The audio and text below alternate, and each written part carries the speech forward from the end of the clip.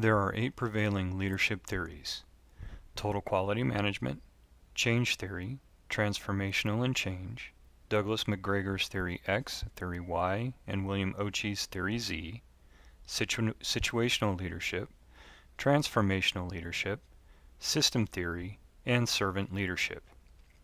In this presentation, we will address 4 of these theories: situational leadership, system theory, Douglas McGregor's theory X, theory Y, and William Oche's theory Z, and servant leadership. Situational leadership theory was created by Dr. Paul Hershey and Ken Blanchard. It is a leadership style by which, according to Educational Business articles, leaders place more or less emphasis on the task and more or less emphasis on the empowerment with the people they are leading, depending on what's needed to get the job done successfully. Blanchard and Hershey have developed a matrix for determining which of the 4 leadership styles they have developed, supporting, coaching, delegating, and directing, is to be used in a particular situation. Based on the graphic, a leader picks the appropriate leadership style based on the competence of the individual or team he or she is supervising. The supervisor maps the team or individual based on the developmental skill level of his or her followers, then selects the appropriate leadership style to match the skill and ability of the individual or team. Based on the graphic, a leader picks the appropriate leadership style based on the competence of the individual or team he or she is supervising.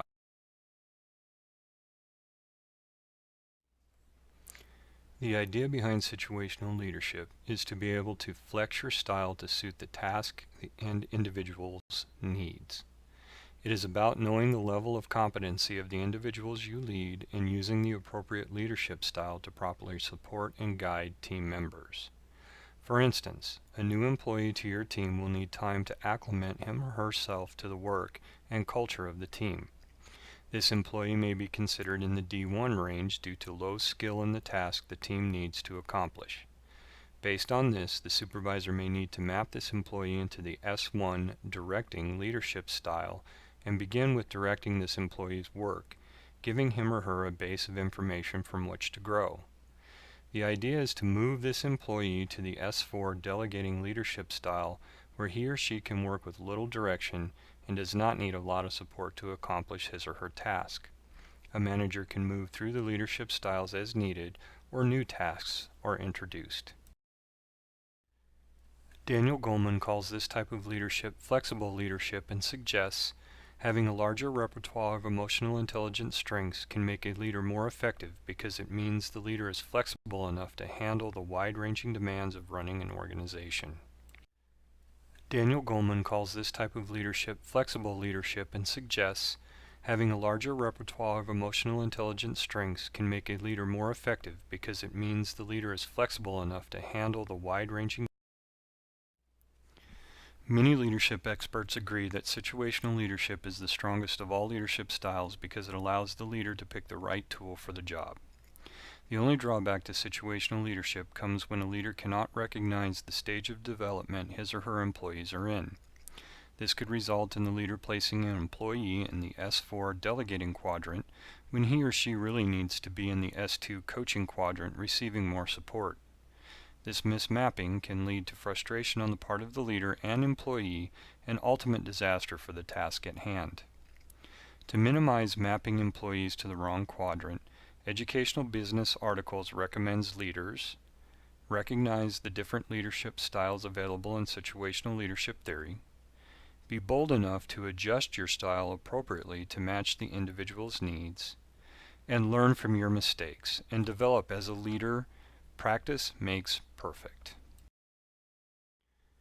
Whereas situational leadership involves a leader picking the right management style for individuals and teams, system leadership involves picking the right leadership style for making change company-wide.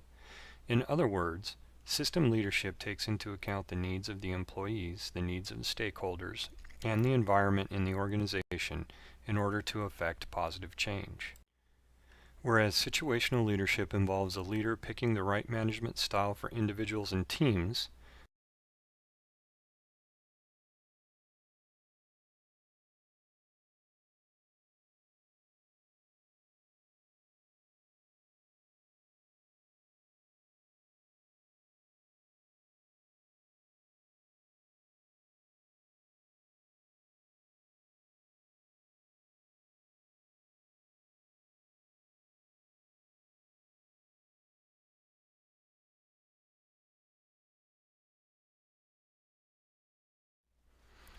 At the heart of system leadership is what John Maxwell calls the law of buy-in. People have to participate and be involved in order for system leadership to work. Maxwell explains that people will not follow a vision or a leader they do not believe in. He states, when followers like the leader and the vision, they get behind both. System leaders have to have a vision for changing the system, and the followers need to buy into that vision, or they will not follow the leader. Two prominent examples of system leaders who inspired followers to their vision are Nelson Mandela and Martin Luther King Jr., who successfully changed systems and had followers dedicated to their cause. According to Maxwell, system leadership can break down when followers do not like the leader or the vision, do not like the leader but like the vision, and like the leader but not the vision. Leader and vision must mesh in order for followers to get behind a system leader, as demonstrated in the graphic above. There are ways to avoid these pitfalls. The following are tools system leaders can use to become effective. Letting go.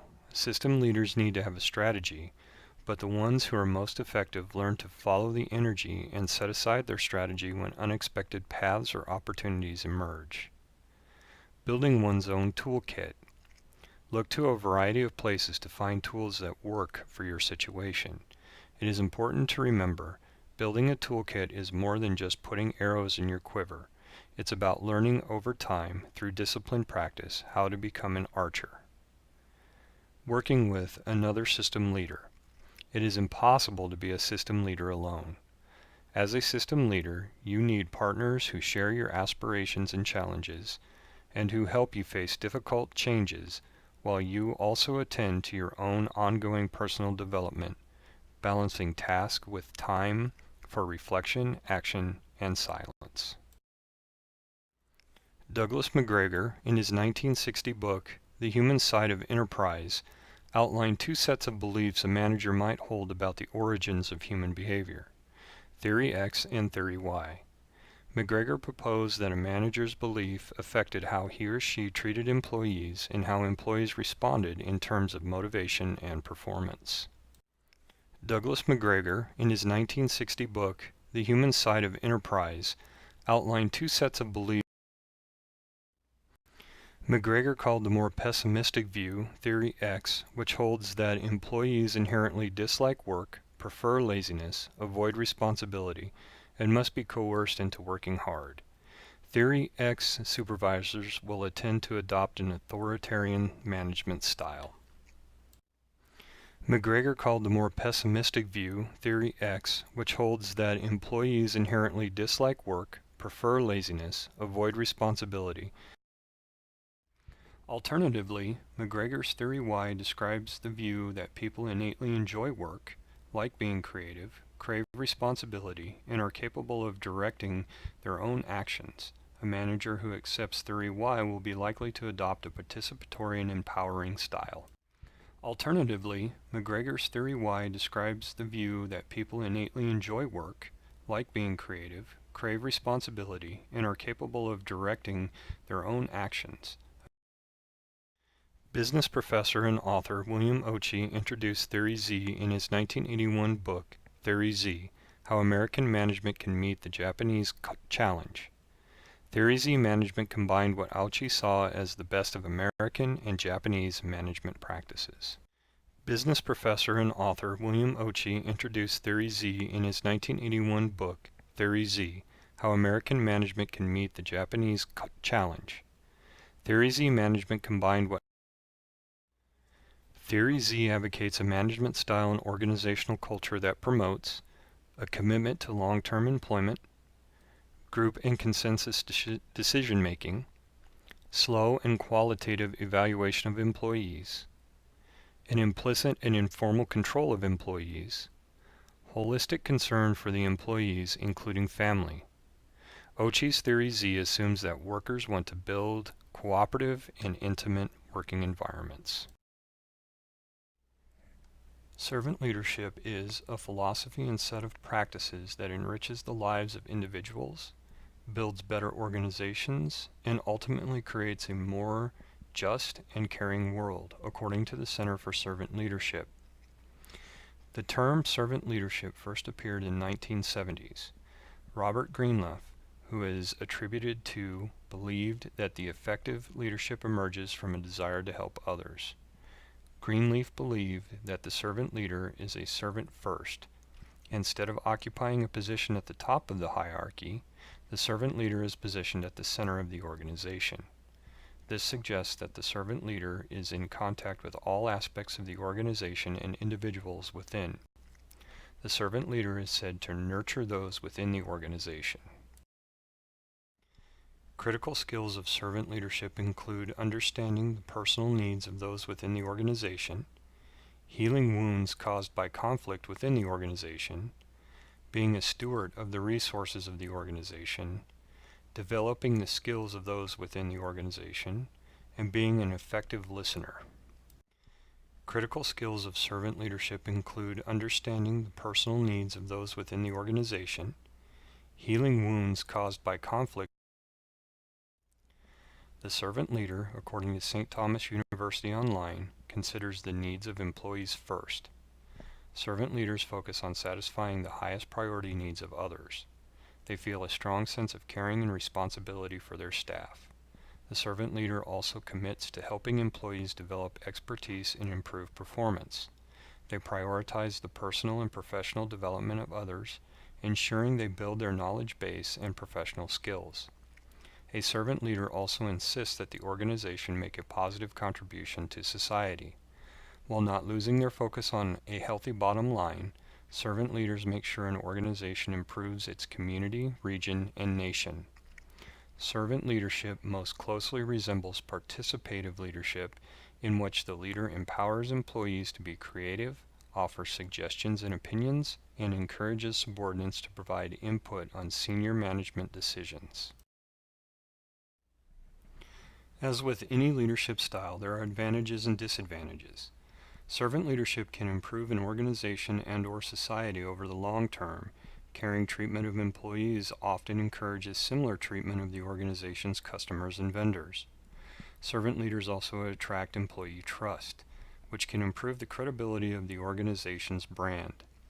Servant leadership typically develops a positive corporate culture and can correct a prevailing negative culture over time, and this leadership style encourages and motivates high performance from employees. The disadvantages, however, are that servant leadership requires time to achieve positive results, and critics believe this leadership style is vastly overrated and gender discriminatory. While servant leadership may not be a perfect fit in every situation, the style remains popular and is attracting more fans among organizational leaders. This leadership style is building a track record of success among managers who focus on improving their people and their community. Servant leadership has become a key component of thinking for many leadership theorists, such as Stephen Covey, author of 7 Habits of Highly Effective People, even though it is not embraced as a comprehensive theory. No matter what leadership style you choose, we will leave you with this quote from Chinese philosopher Lao Tzu. No matter what leadership style you choose, we will leave you with this quote from Chinese philosopher Lao Tzu.